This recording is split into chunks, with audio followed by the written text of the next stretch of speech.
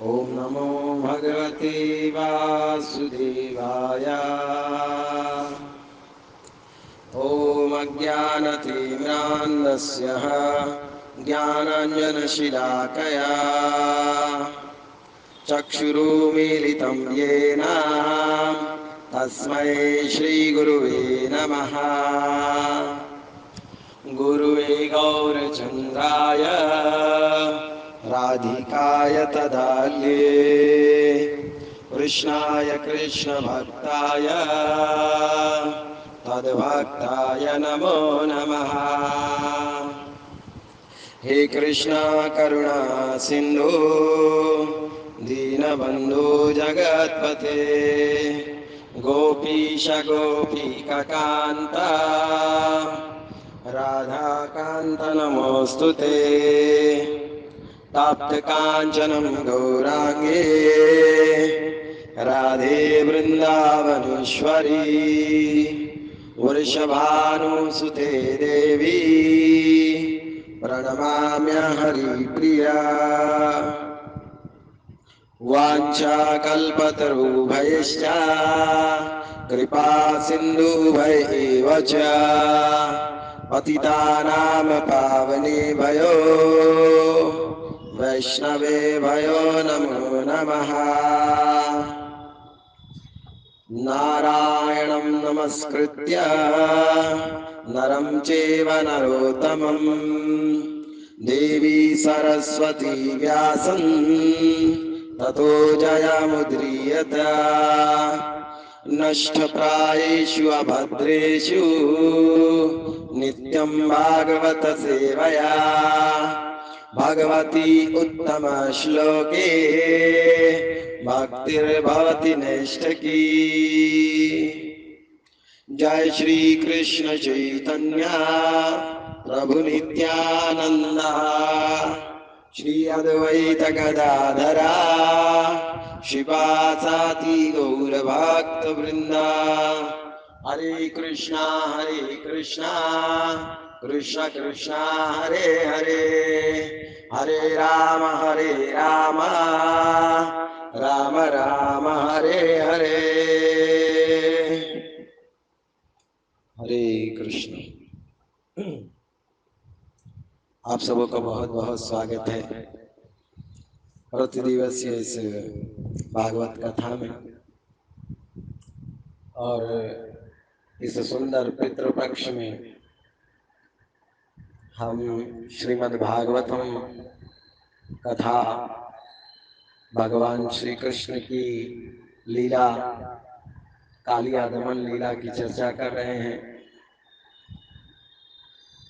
क्योंकि भगवान हर एक जीव के परमात्मा, पिता, सुहृद, मित्र, शिवचिंतक, हितैषी सब कुछ भगवान ही है।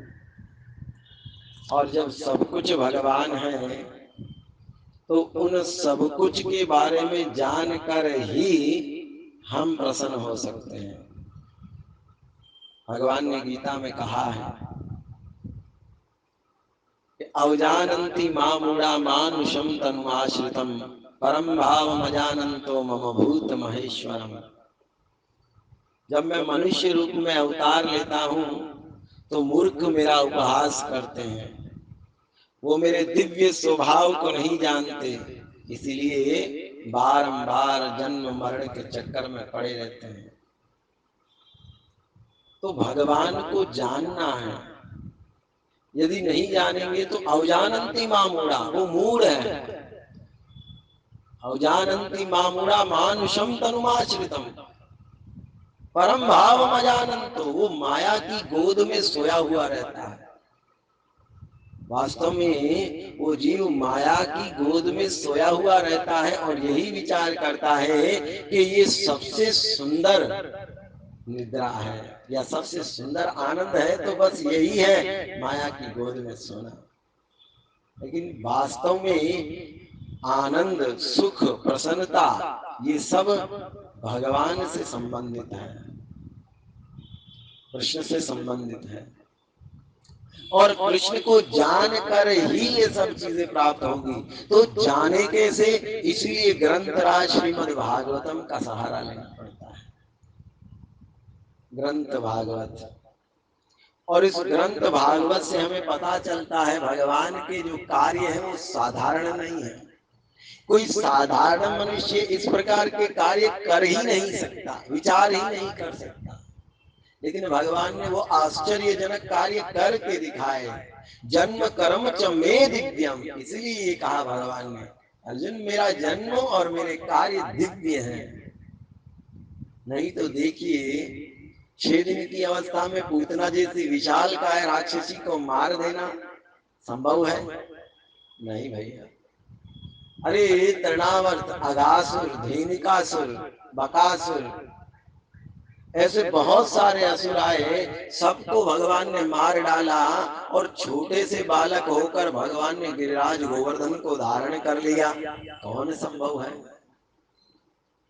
और इस पर भी भगवान ने कालिया के फणों पर नृत्य किया, नाच किया।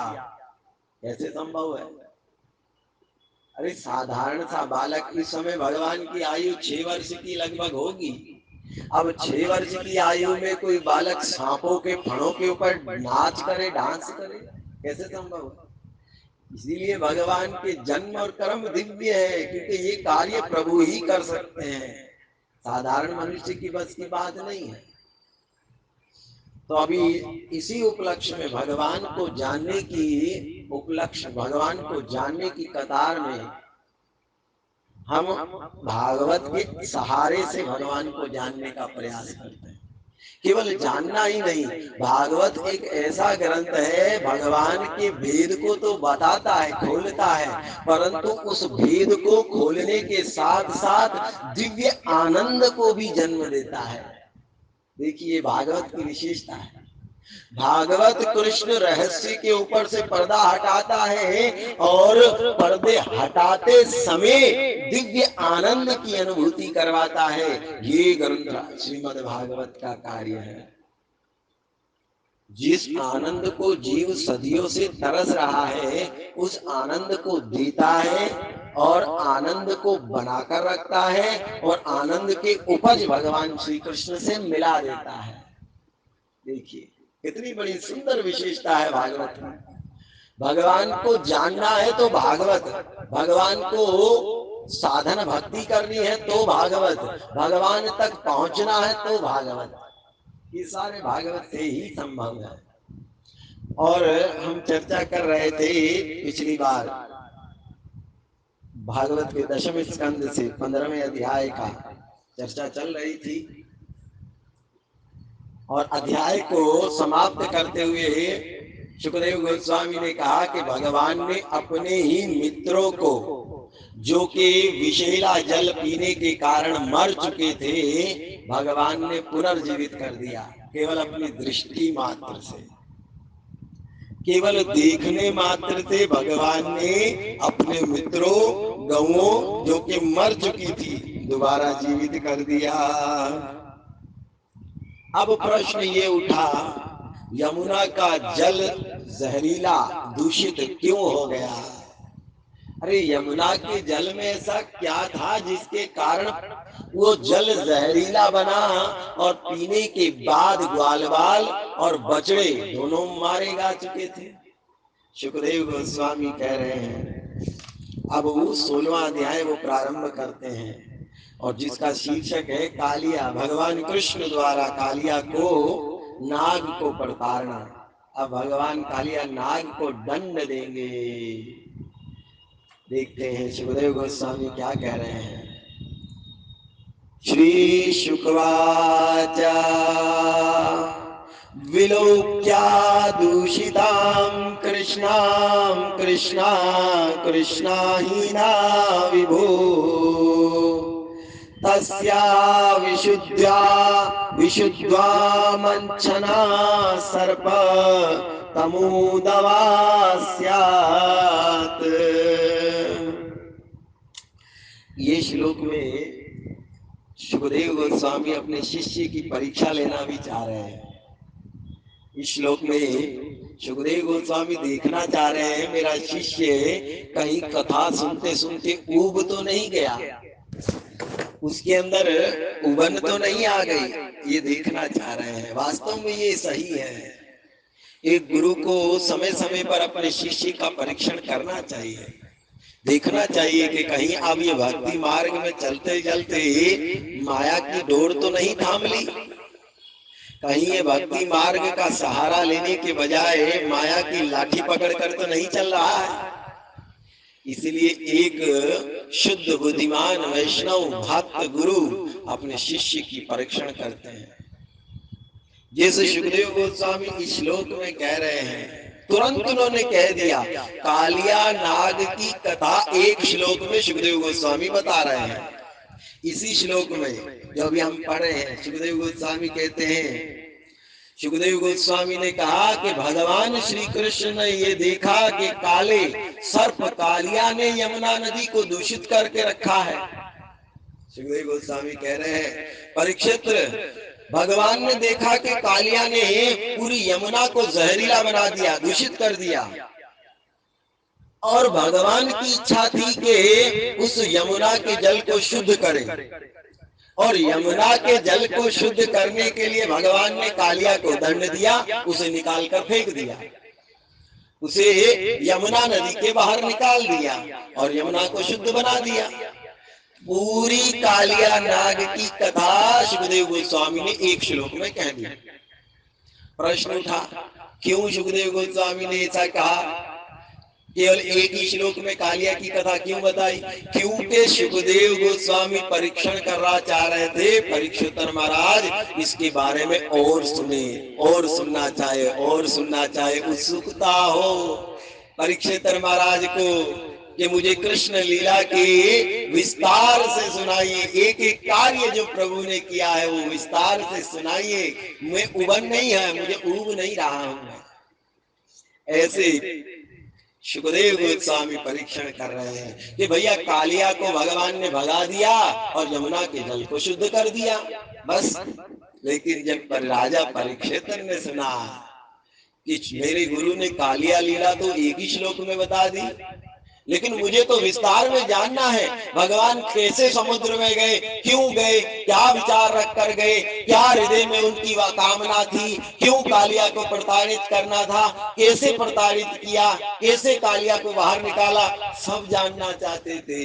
ये एक शुद्ध भक्त का चरित्र है, ये एक शुद्ध भक्त का गुण है कि वो भगवान की लीलाओं को और अधिक और अधिक और अधिक सुनना चाहता है। देखिए, अगर हम होते तो हम मान जाते कि हाँ भैया आप कह रहे हो ठीक है, हाँ एक ही श्लोक में आपने सुना दी, बहुत अच्छा किया। लेकिन राजा परीक्षित ऐसे भक्त नहीं है। परीक्षित महाराज ने सुना कि मेरे गुरु ने ये कह दिया है कि कालिया को दंड देकर निकाल दिया, तुरंत प्रश्न किया। क्या प्रश्न किया? सुखदेव गोस्वामी राजा परीक्षित का प्रश्न दोहरा रहे हैं। राजा परीक्षित प्रश्न करते हैं, श्री राजा उवाच कथमं अंत जाले अगाधे न्याग्रहणापत भगवान अहिंसा वै बहुयुगा अवसनाम यथा असीता विप्र कथयाता। श्री राजा उवाचा, तुरंत राजा ने प्रश्न किया। राजा अर्थात महाराजा परीक्षित। तुरंत परीक्षित महाराज ने प्रश्न किया। क्या प्रश्न किया? विप्र कथतायाम, हे विद्वान मुनि कृपा करके मुझे बताइए। क्या बताइए आपको? राजा परीक्षित कहते हैं, मुनि हे गुरुदेव कृपा करके मुझे बताइए कि किस तरह भगवान ने यमुना के अगाध जल में कालिया नाग को प्रताड़ित किया। कालिया नाग को दंड भगवान ने कैसे दिया? कैसे भगवान ने कालिया को फटकार लगाई? कैसे भगवान ने कालिया को शुद्ध किया? कैसे भगवान ने कालिया को जल के भीतर ही दंड दिया? सब कैसे किया भगवान ने? इतना ही नहीं, और कालिया किस तरह अनेक युगों से वहां पर रह रहा था। कालिया यमुना में आया कैसे? क्यों कालिया यमुना में आया? क्यों यमुना का जल जहरीला कर दिया? और क्यों भगवान श्री कृष्ण ने कालिया को दंड दिया? ये सब आप मुझे विस्तार से बताइए। अब ये देखिए, राजा परीक्षित ने तुरंत प्रश्न उठाया। तुरंत प्रश्न उठाने से क्या पता चलता है? ये ज्ञात होता है कि राजा परीक्षित बड़े ध्यान से कथा सुन रहे हैं, बड़े ध्यान में मग्न होकर कथा सुन रहे हैं। इससे ये पता चलता है, क्योंकि तुरंत प्रश्न उठा दिया जब गुरु ने कहा कि कालिया को दंड दिया। अब गुरुदेव बताइए कैसे दंड दिया? कालिया क्यों आया, कहां से आया, कैसे चला आया यमुना में? अब दूसरे श्लोक में देखिए क्या कह रहे हैं। तीसरे श्लोक में राजा परीक्षित फिर अपना श्लोक दोहराते हैं।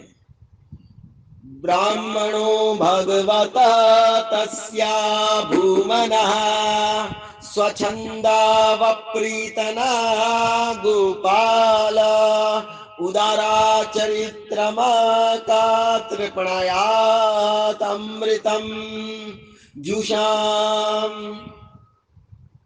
हे ब्राह्मण, ब्राह्मण, हे ब्राह्मण, अनंत भगवान अपनी इच्छा अनुसार स्वतंत्र रूप से कर्म करते हैं। हे ब्राह्मण, भगवान श्री कृष्ण है ना, वो अनंत है, उनका कोई पार नहीं पा सकता, लेकिन वो इच्छाएं अपनी इच्छा के अनुसार अपनी लीला करते हैं। ये शब्द बड़ा महत्वपूर्ण है कि भगवान अपनी इच्छा के अनुसार लीला करते हैं। भगवान किसी के दबाव में आकर, किसी के कहने के ऊपर आकर कोई कार्य नहीं करते। भगवान पूर्ण रूप से स्वतंत्र हैं, अपनी इच्छा के अनुसार ही भगवान कार्य करते हैं। पूर्ण स्वतंत्र है, भगवान को कोई बाध्य नहीं कर सकता कि आप ये कार्य कीजिए। भगवान को कोई बांध नहीं सकता कि आप यही कार्य कीजिए ही कीजिए, नहीं, वो स्वतंत्र रूप से अपनी इच्छा अनुसार कार्य करते हैं। परीक्षित महाराज कह रहे हैं, उन्होंने वृंदावन में ग्वाल बाल के रूप में जो अमृत तुल्य उदार लीलाएं की हैं, अरे उनको सुनने के, उन लीलाओं को संपन्न करने में, भला उन लीलाओं को सुनकर कौन तृप्त हो सकता है? गुरुदेव, गुरुदेव आप ऐसा विचार नहीं कीजिए कि मैं भगवान की लीला सुनने कर मेरा हृदय भर गया है, अब मैं आपको कहूंगा मत सुनाइए, मत सुनाइए, मत सुनाइए। लेकिन आपको सच बताऊं गुरुदेव, मेरे हृदय में बड़ी लालसा है, बड़ी लोभ है कृष्ण लीला के प्रति, लालच है मुझे कृष्ण लीला के प्रति। अरे कौन ऐसा व्यक्ति है जो हरि कथा को सुनकर तृप्त होगा? कोई भी तृप्त नहीं हो सकता। क्यों? क्योंकि ये लीला अमृत तुल्य है, अमृत तुल्य है। संसार की कोई भी बात, विषय, व्यक्ति हमें जो आनंद देता है कुछ समाज, कुछ समय तक देता है, कुछ सीमा तक देता है। संसार में आप किसी भी वस्तु से प्रेम करो, व्यक्ति से प्रेम करो, पदार्थ से प्रेम करो, सबसे आप प्रेम करके देखो, वो आपको आनंद देगा, एक सीमा तक देगा, उसके बाद वही दुख भी दे देता है। जैसे उदाहरण देखिए, आपको रसगुल्ला पसंद है, एक खाओगे अच्छा लगेगा, दो खाओगे अच्छा लगेगा, तीन खाओगे थोड़ा अच्छा कम लगेगा, चार खाओगे अच्छा नहीं लगेगा, पांचवे के बाद तो कहोगे बस भैया। क्यों भैया? ये तो आपको पसंद था ना। हाँ पसंद था, लेकिन इतना पसंद नहीं था। इसका अर्थ ये हुआ कि संसार की वस्तु, व्यक्ति आनंद देते हैं, सीमा तक देते हैं, और जब अधिक हो जाए तो दुख भी दे देते हैं। लेकिन कृष्ण कथा ऐसी नहीं है भैया। परीक्षित महाराज कह रहे हैं, आपकी कथा अमृत तुल्य है, अर्थात जो सुनने में कभी भी उबन नहीं पैदा करवाती और नितांत आनंद देती रहती है, देती रहती है, देती रहती है। जब साधक, जितना साधक सुनता है, पढ़ता है, श्रवण करता है, उतना ही अपार और दिव्य आनंद की प्राप्ति उस भक्त को होती है। तो गुरुदेव ये विचार मत कीजिए कि मैं ऊब गया हूं, मैं नहीं ऊबा हूं। ये हरि कथा सुनकर कोई ऊब नहीं सकता है, क्योंकि अमृत के तुल्य है। ये बात सत्य है बिल्कुल। सुखदेव गोस्वामी परीक्षित महाराज एक बहुत शुद्ध भक्त का विचार प्रस्तुत कर रहे हैं। जब भक्त को श्रवण कीर्तनम स्मरणम आदि में आनंद की अनुभूति होने लगती है, तब भक्त चाहकर भी इन चीजों को नहीं छोड़ सकता। हाँ, शुरुआत में ऐसा हो सकता है कि हमें हरि कथा अच्छी ना लगे, हमें हरिनाम अच्छा ना लगे, हमें साधु संग अच्छा ना लगे, लेकिन धीरे धीरे धीरे धीरे जब हमारा रोग नष्ट होगा और हम स्वस्थ होंगे, तब ये हरि कथा, हरि नाम, साधु संग, ये सब आनंद दायक लगने लगेगा। जैसे गोस्वामी जी कहते हैं, जैसे जबर के रोग से भूख विदा हो जाए। रामचरितमानस में गोस्वामी जी कहते हैं, जैसे किसी को बुखार हो, ज्वर हो, और उस बुखार में वो मिश्री अपना सेवन करे, मिश्री का स्वाद ले, तो उस समय उसको मिश्री कड़वी लगेगी, मीठी नहीं लगेगी। लेकिन आप बताइए, क्या मिश्री कड़वी होती है?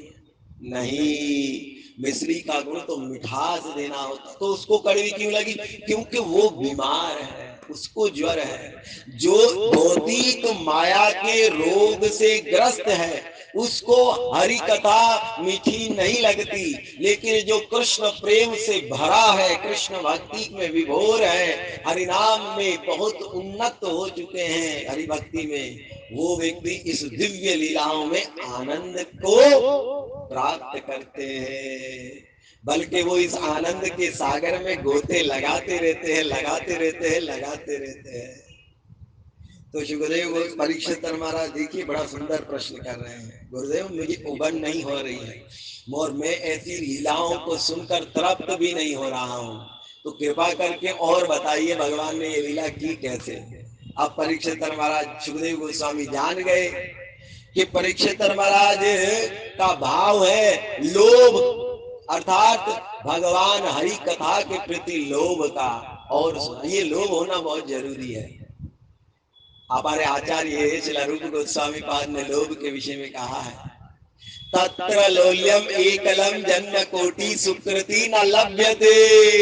हरि को प्राप्त करने के लिए एक चीज आपको चाहिए, क्या है? वो है लोभ।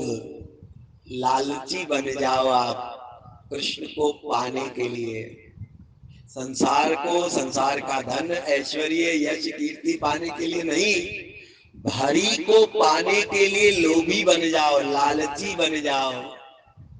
और जो लालची, जैसे एक संसार धन के पीछे लोभी व्यक्ति धन को अपने हृदय में संभाल कर रखता है, स्त्री को, स्त्री का लोभी अपने का हृदय में स्त्री को समाये रखता है, वैसे हरि का लोभी सतत हरि को अपने हृदय में समाये रखता है। तत्र लोल्यम एकलम जन्म कोटि सुकृति न लभ्यते।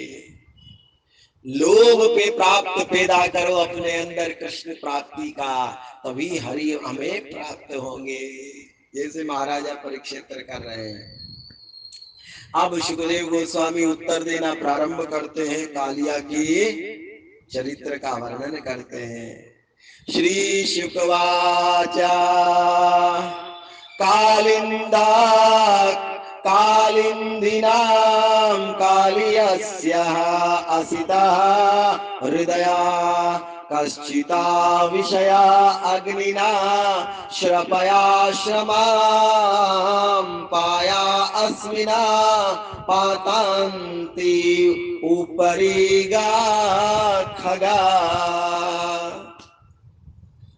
सुखदेव गोस्वामी कहते हैं, अरे यमुना नदी के किनारे एक सरोवर कुंड था, जिसमें कालिया नाग रहता था। अरे राजन, आप पूछ रहे थे ना यमुना का जल विचेला कैसे हुआ, तो सुनिए।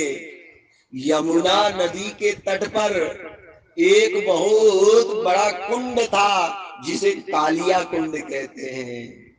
कालिया का कुंड था। और ये कालिया कौन है? एक विषैला नाग है।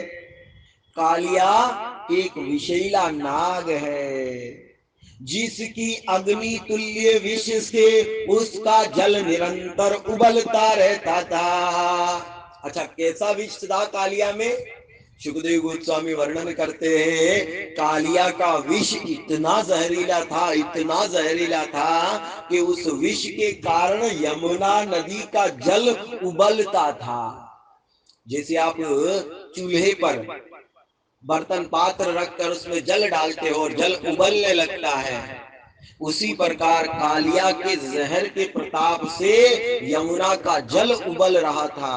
बहुत गर्म जल बन चुका था और गर्म, इतना गर्म हो चुका था, इस तरह से उत्पन्न भाप इतनी विषैली थी कि दूषित सरोवर के ऊपर से उड़ने वाले पक्षियों में नीचे गिर पड़ते थे। देखिए, कालिया का जहर इतना खतरनाक था कि उस जहर से यमुना का जल उबलता था। उबलने के कारण जो भाप बनती थी, आप देखिए, जब हम जल को उबालते हैं, उबालने के बाद जो जल है वो भाप बनकर उड़ता है, वैसे ही यमुना का जल कालिया के जहर के कारण उबला और उबलकर भाप बनकर ऊपर उड़ा। और जैसे ही ऊपर उड़ा तो जो ऊपर से पक्षी उड़ रहे थे वो सारे के सारे पक्षी मर मर कर नीचे गिरने लगे, केवल उस भाप के कारण। जरा विचार कीजिए, कालिया का जहर इतना खतरनाक था कि उस जहर के प्रभाव से यमुना नदी के ऊपर उड़ने वाले जितने भी पक्षी थे मरमर कर नीचे गिर रहे हैं, तुरंत उस भाप के संपर्क में आते मर जाते और नीचे गिर जाते। ऐसा कालिया का जहर खतरनाक था। आचार्यगण लिखते हैं, ये जो कालिया कुंड है ना, ये पूरी यमुना में फैला नहीं था। भगवान के समय यमुना जी बहुत विशाल थी, बहुत बड़ी थी। आज तो यमुना जी का छोटा सा स्वरूप हम देखते हैं, लेकिन उस समय यमुना बड़ी विशाल थी। और सुखदेव गोस्वामी कहते हैं, आचार्यगण भी कह रहे हैं कि कालिया कुंड यमुना नदी के भीतर एक कुंड था। यमुना नदी के अंदर एक कुंड था जिसे कालिया कुंड कहते हैं। और सनातन गोस्वामी बताएंगे आगे कि कितना लंबा चौड़ा ये कुंड था। लेकिन अभी कह रहे हैं आचार्यगण कि कालिया कुंड यमुना नदी के बीच, यमुना नदी के अंदर एक कुंड था जिसे कालिया कुंड कहते हैं। और कालिया का जहर अपने कुंड तक के सरोवर को दूषित करता था, पूरे यमुना नदी के जल को दूषित नहीं किया। क्या प्रमाण है कि यमुना पूरी दूषित नहीं हुई? क्योंकि यमुना का जल तो मथुरा में भी जाता था, यमुना का जल तो वृंदावन में बरसाने में भी जाता था, लेकिन कालिया ने केवल यमुना नदी के वृंदावन में ही यमुना नदी को दूषित किया, लेकिन मथुरा में जाने वाले जल को दूषित नहीं किया। इसका अर्थ है कि कालिया कुंड अपनी सीमा तक ही था, एक यमुना के भीतर एक कुंड था जिसे कालिया कुंड कहते हैं, लेकिन बड़ा भयंकर था, बड़ा खतरनाक था। और सुखदेव गोस्वामी अब इस जहर के बारे में और बता रहे हैं। देखिए कालिया के बारे में, विप्रशमात विशदा उम्री मरुतेना अभिमान श्रिता नियंते तीरघायस्या प्राणानि स्थिरा जंगमाना। उस घाट तक सरोवर के ऊपर से बहने वाली हवा की बूंदों को जल हवा तट तक ले जाती थी। अब देखिए, उस सरोवर के ऊपर से जो हवा बहती थी ना, वो यमुना के जल को तट तक ले जाती थी, अर्थात समुद्र का किनारा उसे तट कहते हैं, उस तट तक ले जाती थी। जैसे ही भाप बनकर उड़ते थे, जैसे ही यमुना का जल भाप बनकर उड़ा, हवा आई, हवा ने उस यमुना के जल की बूंदों को तट पर ले गई और तट पर ले जाकर छोड़ दिया। अब जब छोड़ा तो क्या परिणाम हुआ? तट तक ले गई, उस विषैली वायु के संपर्क में आने से ही तट की सारी वनस्पतियां तथा जीव जंतु मर गए। अब देखिए, केवल हवा, जो उस कालिया के कुंड के पास से गुजर कर जो हवा जा रही थी, वो हवा जैसे ही तट पर पहुंची, तो पहुंचने के कारण जितने भी पेड़ थे, पौधे थे, वनस्पतियां थी, सब के सब मर गए। इतना ही नहीं, जितने भी जीव जंतु थे, जैसे चलने वाले जानवर, उड़ने वाले पशु और रेंगने वाले पशु, ठहरने वाले पशु, ये सारे के सारे उस वायु के संपर्क में, हवा के छूते ही मर गए। सनातन गोस्वामी कह रहे हैं और श्रील प्रभुपाद भी कहते हैं तात्पर्य में, ये स्थिर शब्द, इस श्लोक में स्थिर शब्द आया कि कालिया के विष से हवा स्थिर अर्थात वृक्षों को और वनस्पतियों को मार डालती थी, अर्थात वृक्ष और वनस्पति बहुत सारे मारे गए कालिया के विष के हवा से। और जंगम शब्द प्राणियों, जैसे पशुओं को, सांपों को, पक्षियों को, कीटों को, कीड़ों को मार डालता था। हवा इतनी, जरा विचार कीजिए, जब उस विष के लगकर हवा इतनी खतरनाक है, जो उड़ने वाले पशुओं, जो जानवरों को, चलने वाले जानवरों को, रेंगने वाले जानवरों को मार डाल रही है, तो कालिया का जहर कितना खतरनाक होगा भैया। जब हवा इतनी भयंकर है तो विष कितना खतरनाक होगा। श्री श्रीधर स्वामी कह रहे हैं, अच्छा, श्रीधर स्वामी विष्णु पर्व में कालिया के सरोवर के बारे में बता रहे हैं। कालिया सरोवर था कैसा? सरोवर कहीं कहीं पर 8 मील तक चौड़ा था। कालिया कुंड कितना चौड़ा था? 8 मील चौड़ा था। इतना लंबा, इतना चौड़ा सरोवर था कालिया कुंड। इतना ही नहीं, उस सरोवर के ऊपर से देवता तक गुजरने से डरते थे। देवता तक उस 8 मील लंबे चौड़े कालिया सरोवर को पार नहीं कर सकते थे। उनको भी डर लगता था कहीं हमें मार ना दे कालिया, इतना खतरनाक था। देवता तक ऊपर से गुजरने से डरते थे। अरे सरोवर का जल काफी गहरा था। जल कितना गहरा? बहुत गहरा था, बहुत गहरा था। जितना समुद्र की गहराई का पता नहीं लगता ना, वैसे ही कालिया के कुंड की गहराई का पता नहीं लग रहा था। इतना गहरा था कालिया कुंड। और इतना ही नहीं, उस सरोवर तक पहुंचना भी बहुत कठिन था। आप कहते हो आऊं और मैं सीधा सरोवर में चला जाऊं, ऐसा भी नहीं था। सरोवर तक पहुंचना भी कठिन था। तो प्रश्न उठता है, सरोवर पर जाना इतना कठिन क्यों था? क्योंकि कालिया ने सरोवर के किनारे पर सांप के छोटे छोटे बिल बनाकर रखे थे, जिसमें के सांप रहा करते थे। देखिए, कालिया ने सरोवर के किनारों पर अपने सर्पों को आदेश दे रखा था कि आप लोग बिल बना कर रहिए, ताकि कोई भी मुझ तक पहुंचने से पहले आप उसे डस कर मार डालो। कोई मुझ तक ना पहुंचे, आप बीच में ही उनको डस कर मार डालो, ऐसी योजना बनाकर रखी थी। इतना ही नहीं, सरोवर के चारों ओर सर्पों के विषैले विष की अग्नि से उत्पन्न कोहरा था। और जितने भी बिल थे ना, जो सरोवर के किनारे पर जितने भी बिल थे, वो जहर उगलते थे। और जहर उगलने के कारण वो जो भाप बनकर, यमुना का जल भाप बनकर उड़ता था, तो उससे धुआं भी बनता था। और धुआं ने चारों ओर से सरोवर के किनारों को धुएं से ढक दिया था। मानो दूर से आपको ऐसा लगेगा कोहरा है, वास्तव में जल नहीं है, कुंड नहीं, कोहरा दिखाई देता है, क्योंकि सर्पों का जल इतना विषैला था। इस तरह सर्पों की शक्ति है, देखिए कालिया के साथियों की। और फिर कहते हैं, यह शक्तिशाली अग्नि जल में गिरने वाले घातक से घातक तिनके तक को जलाकर भस्म कर देती थी। इन सांपों के जहर से उड़ने वाली आग या उड़ने वाली भाप, उड़ने सरोवर के ऊपर से जो भी पक्षी उड़ता था, यहाँ तक के घास के तिनके तक को जलाकर भस्म कर देती थी। सांप के जहर से उड़ने वाली भाप मानो आग बन गई हो, और जो सरोवर के ऊपर से उड़ता है उसको जलाकर भस्म कर देती है। सरोवर से 8 मील तक की दूरी तक वायुमंडल पूरा निष्कृष्ट था। सरोवर से 8 मील तक की दूरी पर जितना भी वायुमंडल था, अर्थात जितना भी आकाश था, वहां पर ना देवता आते थे, ना पशु पक्षी आते थे। जितना भी आकाश उनके संपर्क में आ जाता था वो दूषित हो जाता था, मर जाता था सर्पों के जहर से। ये कालिया की शक्ति है।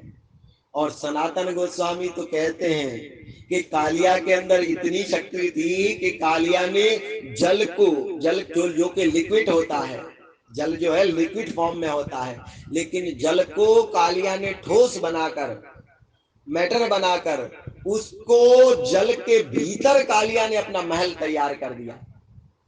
जल को पत्थर बनाकर कालिया ने जल से ही अपना महल तैयार कर दिया। ऐसी शक्ति कालिया के पास थी।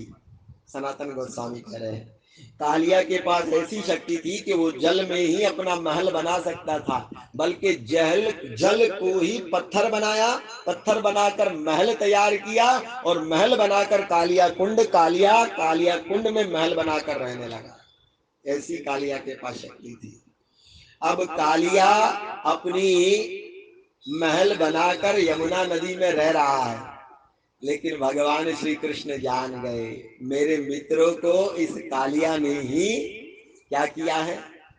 मेरे मित्रों को कालिया के द्वेष के कारण ही मूर्छा आई है, लेकिन मेरे मित्र और ग्वाल बाल जाग गए, परंतु यमुना में कालिया का रहना बड़ा खतरनाक है, इसीलिए कालिया को यहाँ से निकालना पड़ेगा। अब कृष्ण ये विचार करेंगे, और विचार करने के बाद क्या करेंगे वो हम आने वाली कथा में सुनेंगे। बड़ा सुंदर विषय आने वाला है। कृष्ण जाएंगे कालिया के पास, क्या करते हैं, कैसे करते हैं, किस प्रकार कालिया को दंड देते हैं, वो हम आने वाली कथा में सुनेंगे। बहुत बहुत धन्यवाद, आभार। ग्रंथराज श्रीमद् भागवतम की जय। शुभदेव।